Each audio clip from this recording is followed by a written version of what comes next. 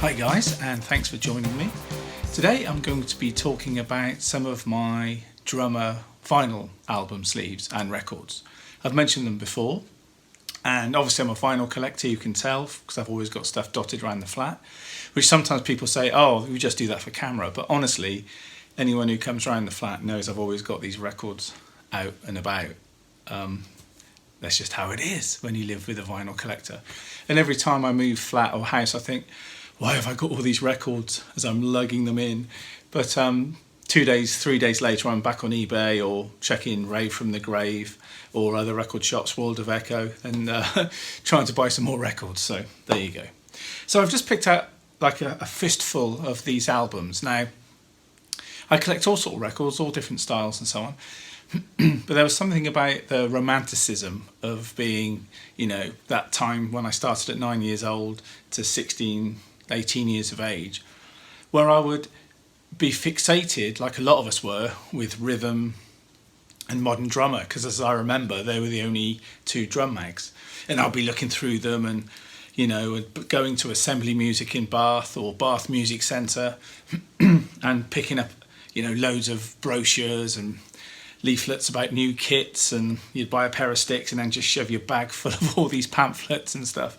And I just love it. And some guys actually collect them online, and that's really cool. And I've got a few dotted around the place as well. But also I would go into Duxton and Pinkers, which was a music stroke record shop, and they sold instruments and things like that. And I would go in there and go to the record department, and I'd be filing through, and then I'd find these drummers on these sleeves, and I would just think, it's got a drummer on it and a drum kit, I'm buying it. And I'd go back to either mum would give me some pocket money, or dad was working opposite in the Guildhall Market. He had a stall there, and he would just say, okay, there's a £5. It was cheaper those days. Probably that was expensive, it's all relative, right? And then I'll go back and pick up these albums, and I didn't know who it was. It's just the fact that I'd go through these jazz ones after I'd been through the pop and rock and I was into at the time, and there'd be these dudes and I'd be like, oh my god, that's so cool. And I'd take it home, and I accumulated these records, and I'd show dad, and he'd go, oh yeah, that's Shelley Manninko, or that's Art Blakey, or that's Louis Bellson. I mean, obviously I was aware of Buddy Rich, but the other sort of cats I didn't know. So I just thought I'd do a little video of some of these albums that I've picked up in that time period. But of course, some that I'm still buying now. I got some the other day from a record hall, a load of Joe Morello and Louis Bellson albums. So I'm still doing it, and I still sit there and I look at the cover, you know, just like I did when I was, you know, 10, 11, looking how they set the kit up, looking at their traditional grip if it was a jazz album, and I'd be like, oh. So that's what I'm doing today. So get yourself a cuppa, sit down, and let's just go through some of these records in no particular order. Okay, so what have we got first? So first up, we've got the Mighty Two, Gene Krupa and Louis Bellson, which I actually bought with my mum. And there was two Duxton and Pinkers in Bath. There was the one at the top of the town near where my dad worked, which sold the instruments, and they still had a record department. And then they had a bigger one down in the town, and I can't think what, it wasn't called Southgate then, it was called something else. I can't remember. And this was in there. And this started me off really on the trail of wanting to write my own stuff. Now, I've never played a melodic instrument to any particular level, as I've always admitted. But this album, because it had tracks like The Three Drags, the Paradiddle Song, Accent of Flamboyance, Rolls a la Bossa Nova, More Flams, Swinging Rudiments, you know, and it was kind of like, they're actually putting the rudiments to some music. Now, okay, it's not the most exciting musically you'll ever hear, because the big band or orchestra are being used as a platform for them to play their rudiments.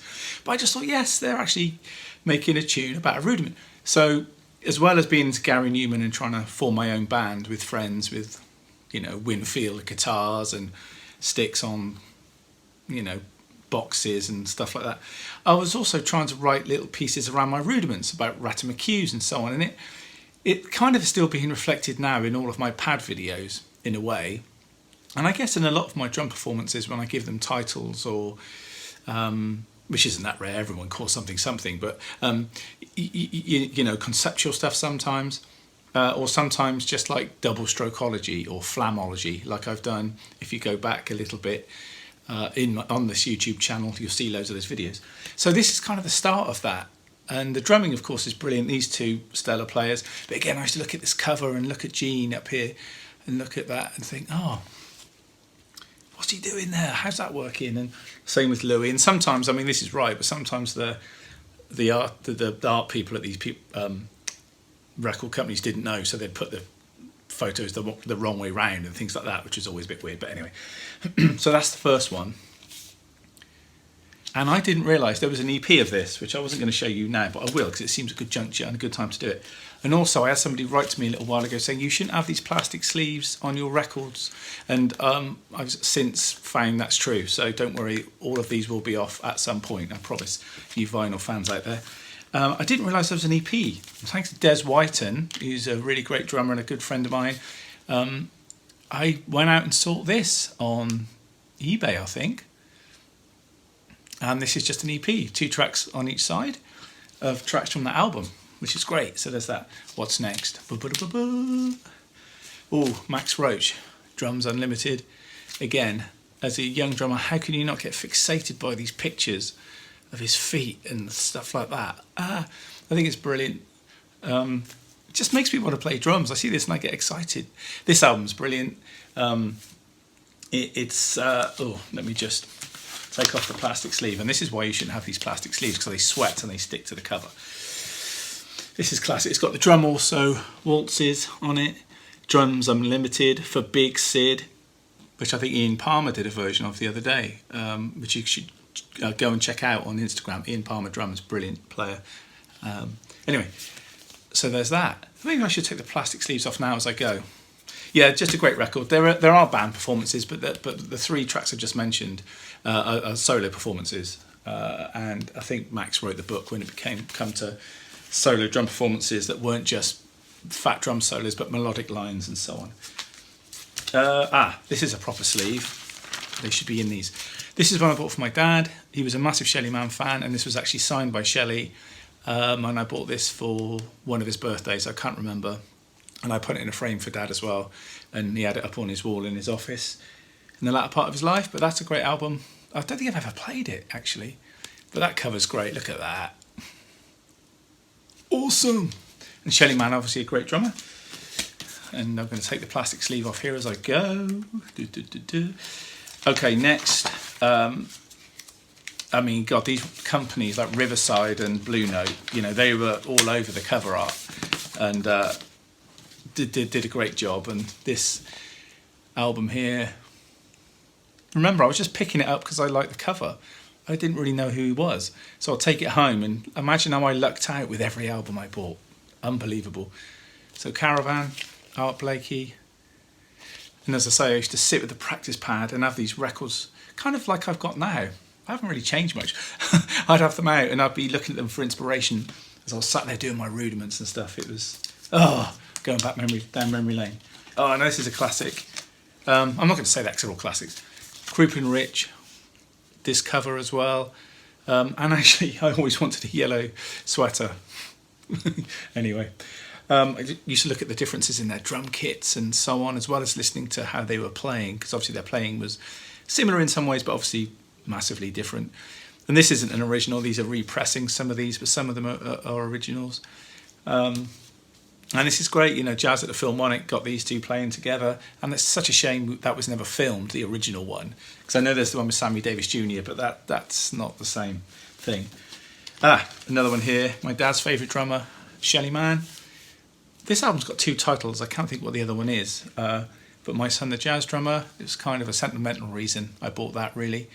But again, great musicians on it. You got Shorty Rogers, Victor Feldman, Monty Budwig, Teddy. You know, it's going to be a good swinging session, as they say. This cover's all right. This plastic one, I think. Art Blakey on Blue Note. And as I say, they made Riverside and Blue Note really did some great Blakey covers. And all the albums are stellar anyway. I mean, look at that lineup. You know, there's not one duff musician on there. Great. What's next? Ah, these are brilliant. I've got volume 1 and 2. I don't know where volume 1 is. If I pick it up again, I'll just put it to one side. But Gretsch gave a drum kit to the jazz club Birdland back in the day, because a lot of those New York drummers were playing Gretsch anyway, so they'd want to rock up. Obviously, there's no parking near these clubs, as it is today. So they have a house kit. And instead of a house kit being a beaten old bit of crap, they had a really nice Gretsch kit. I think it was gold-plated or something like gold hardware or something. And anyway, they used to do these Gretsch nights where they'd get these stellar players. I mean, look at that, Elvin, Art, Charlie Persip, Philly Joe, get together and do little trades and drum battles, and then one or two would play with the quartet or whatever. And that's what's on here. And they're worth getting. You can get them on CD as well, and even CDs are outdated. So you could even get them, watch it on YouTube, you know, or watch and stroke listen on YouTube. Joe Morello, fantastic cover, look at that. Oh, you can imagine how Anorak Robb used to stare at that. Joe Morello, amazing drummer. Some people think the finest drummer. I always thought he was Buddy Rich, but in a condensed version, you know, technique-wise and volume-wise, more of a condensed Buddy, as he played with Dave Brubeck and so on. But great drummer. This album's great because he stepped out and started making some solo albums, stepping away from the Dave Brubeck quartet. And there's pop songs on here like The Sound of Silence and things. Fool on the Hill as well by the Beatles. And you can see that he, you know, he's trying to relate to the kids, I guess, and play something that's in straight time. And again, it's just great. I just love the way it's presented, these covers. You can look at these old Ludwig kits or Slingerland or Gretches. And it's just like putting the drummer first. And why not? Another great cover, Philly Joe Jones Showcase on Gretsch drums. Look at that. This is another reissue. Some of these, you know, I've gotten over the last few years, not always when I was younger. I can't remember which are which now. Oh, this is an amazing album, The Drums, which my good friend Eddie John put in digital form for me, I believe. So I thank you for that, Eddie. What a great album. This is like a tutorial kind of album. And he goes through every drum individually. And I think I've talked on one of these about how that's influencing me now to see how each drum has a sound. And it kind of changed when rock and roll came along. There's nothing wrong with that. Became seen as more as a complete drum kit. But back then it was kind of like, you know, the 13-inch tom does this, and a 16-inch tom can do this, you know, the Gene Krupa type thing, and a cowbell and a traps can do this, and it's just really informative, and I just really like it. And it just made me think very differently about the complete drum kit. And I should put a link below to where are we going next with drums, or I think it's called something like that, where do we go next, and new concepts in drumming. And go and see those to see what I'm talking about with that. Oh, this is kind of like a bootleg, but it isn't at the same time. It's Buddy Rich and the Killer Force, 1977. It's a Polish album, and it's great because it's got that Killer Force. It's called Killing Me Forcefully. The Killer Force was a great band. It's Buddy, you know, being mid-70s. You can have it. It's big, it's loud, it's fast, and it's cool, and it's got some great stuff on it, and it's got Buddy playing straight feels on it, like Fight the Power, and I think his daughter's singing on this with two other girls as well. There's a little kind of vocal group that toured with him. Fight the Power's the only straight one on this, but yeah, you know, the record's about this time and the video's about this time I love, and in a plastic sleeve, a proper one, good. Here's Around the World in Percussion, and Lemmy Belson was really good at tapping in on this drummer album type idea. You know, some just had quartets or quintets and just did the tunes, whereas others wrote ideas that you think that'd be good to make an album. And he put Around the World in Percussion on this album, and you know, on this we've got, where are the tunes? Oriental Spice, Brazil, Night Train, African Dance, the Sabre Dance, and so on and so forth. You know, so he's obviously thought a little bit about the rhythms of the world and cultures, and wrote some arrangements. Because remember, he, unlike a lot of the other drummers, could actually write music. You know, he was quite a learned musician, tuned musician, and that's a great record. Really love that one. Not played that for a while. Oh, another Shelley Man. I think this was my dad's actually. Shelley Manninko, Again, he can be a bit of an underrated drummer. Great player. Good with his... Amazing with his own quintet or quartet, whatever he went out with. He's also done some albums with Bill Evans in the trio. And he was also on loads of film soundtracks. You know, he was a First Call in LA and stuff. Great drummer. This is great. Rich and Roach, look at that. Rich versus Roach. This is brilliant. Sparring off. Of course, I'm sure really in real life it was like the Stones and the Beatles. They were actually friends. And realised they just had different styles. So making a record together could be quite interesting. And this is great. I love this record. They're on there with their quartets. And the track Figure Eights is the solo feature. And it's great because, you know, they both mimic each other, and if Max does a linear thing, Buddy responds with a linear thing, and if Buddy does a fast snare thing, you know, Max does the same. You be the judge of what you think of some of that, but it's all good. Gretsch, Gretsch, Drum Night at Birdland, that's Volume 1, kind of spoke about that. Another great Louis one, Concerto for Drums, Louis Bellson, on Verve. Great. Coming to the end now, we've got Drum Suite. I don't remember much about this one actually, but they are Drum Suite. Looks like he's a magician playing the drums. I have to check that one out in a minute. I can't remember what that was about. Gene Krupa. I should have more Gene Krupa. I've only got 2. I've got this one, Drummer Man, which is a reissue, and I've got some EPs somewhere. But yeah, great record. Philly Joe Jones spent some time in London in the 70s or late 60s, and he made a few albums with UK musicians, and that's one of them, Trailways Express. And it was one of the first times I've realised that he was on a Premier kit here, because he was endorsed by Premier, but at the time I'd only seen covers with Gretsch all the time, so that was kind of like, ooh, you played an English drum kit, a British-made drum kit. Another Shelley Man one here. I had to buy this just because of the cover. I remember the show as a kid, Daktari. Look at that.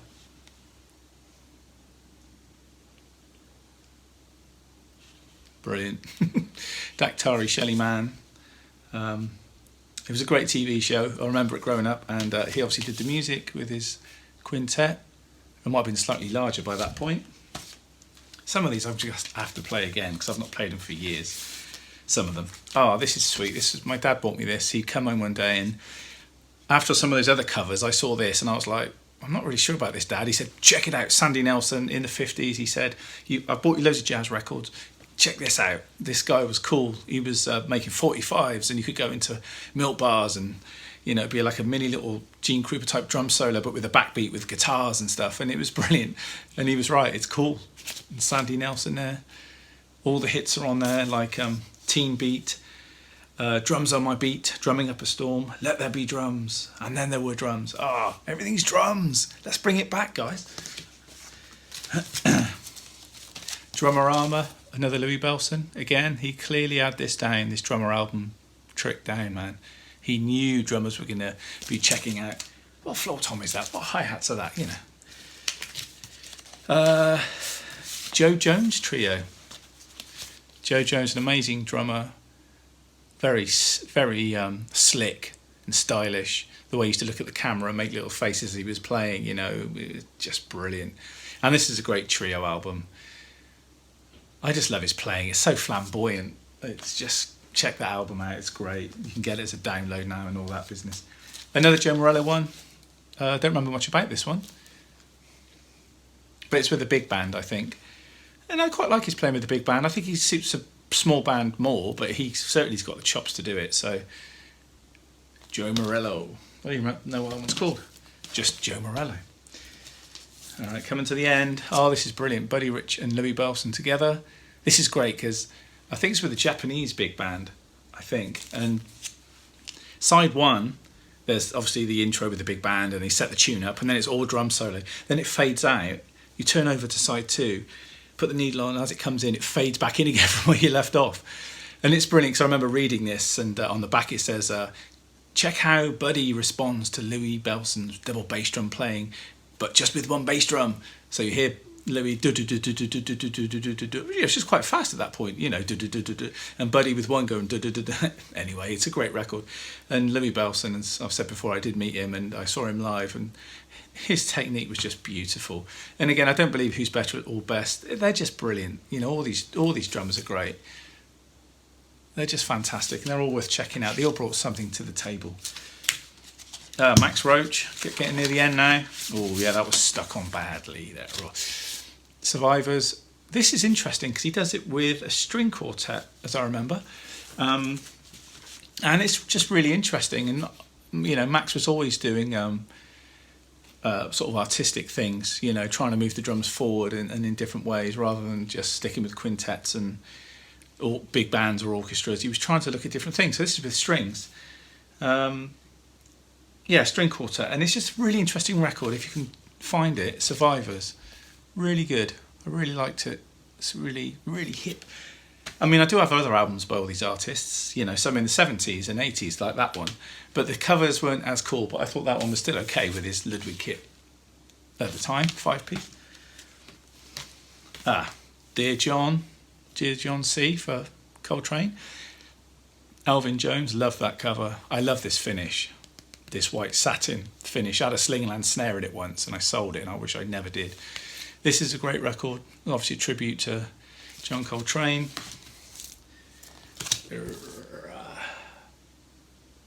Got all these jazz musicians smoking, man. You won't be allowed to do that now on covers. Oh, and the last one here is Dick Shorey, who I think I've mentioned before on one of these. Politely Percussion. This is great. Look at that Jazz Festival snare. Brilliant. And this has got tunes on it like I Get a Kick Out of You, Summertime, Satin Doll, Baubles, Bangles and Beads. And I've got 3 or 4 of Dick Shorey's albums, and he always used Joe Morello and Gary Burton and Phil Woods and some great musicians, session guys on these records.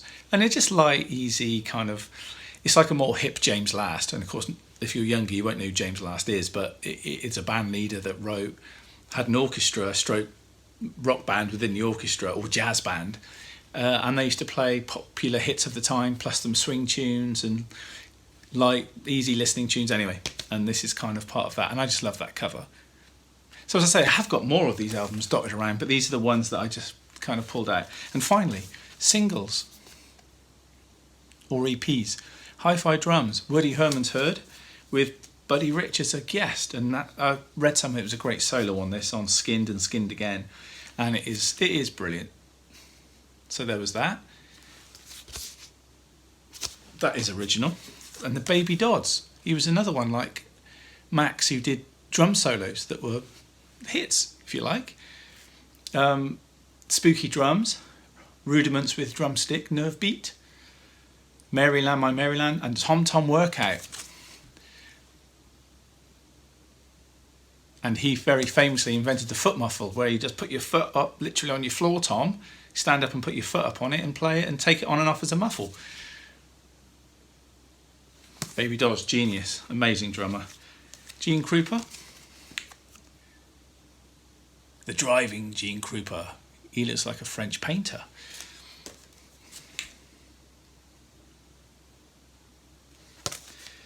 Jumping at the Woodside, Out of Nowhere, China Boy, Home When Shadows Fall. I remember playing that. It's really good, actually. Oh, and finally, that's the record. That's how all my records should be stored. I know everyone tells me off. I will do it, I promise. Buddy Rich, Mercy Mercy, single version with Big Mama Cass on the B-side. And I've got a few other Buddy Rich singles as well on the Groove Merchant label and Pacific Jazz, whatever. Good. So there you go. So I have got more, but hopefully you see my love for these records. You can see why I was so inspired to lay them all out and play drums. And I actually used to take them to drum clinics as well and sort of have them dotted around the place, and people would look at them afterwards. And I realised that there's more interest in these things than just me. Other people love them, and not just record collectors, but drummers would be like, I remember seeing this cover and what it made me go out and buy this Radio King, or go out and buy this Super Classic or this Gretsch Bop kit, or how I've always wanted one. And I'm certainly in that bracket. So this romanticism, I just think is really important. And as I say, it's still influencing me now, because I've obviously got that Ludwig kit over there, but it's influencing me on all the posts, the drumming posts that I post on every Tuesday and Friday on my YouTube channel. You know, by wanting to call them names and they're little short pieces, I see them as little pieces in their own right. So there you go. Thanks for joining me. If you have any records that you want to get rid of, give me a shout. You know how to contact me down below. Also, if you enjoyed this video, leave some comments. If you've got some records that you would like to share, then obviously get in touch. You've got all my details. Let me know. And if there's a trade you want to do or anything, just give me a shout. I can never have too many records. So thanks for tuning in, guys. Don't forget to like and subscribe and hit that notification bell. Ping. And I shall see you next time.